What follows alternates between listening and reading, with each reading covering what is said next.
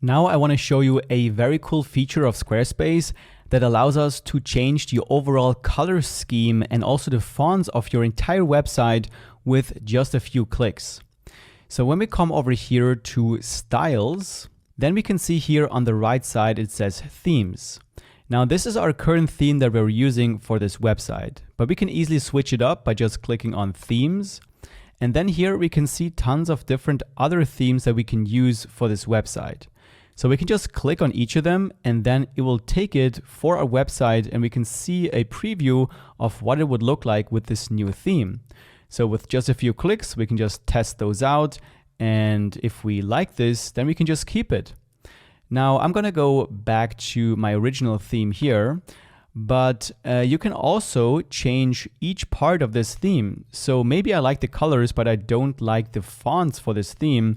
In this case, I can just click on fonts here and then check out different fonts, and the colors are going to stay the same, but the fonts are actually changing based on what I select here. And it's the same thing with colors. So when we go to the color palette here, we can just change the color palette by trying out different options here. And if we want to go even more in detail, we can click on this arrow here at the right, and then we can just go in and change each individual color of this palette. So here, this is the current palette we're using. And if you want to change any of these colors, we can just click on the color we want to change, and then we can just change it up here.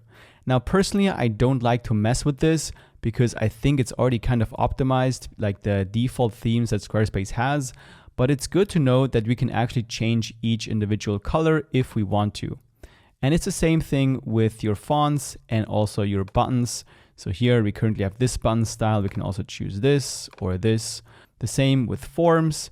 And then down here we have miscellaneous. So here we have options to add specific animations for our content.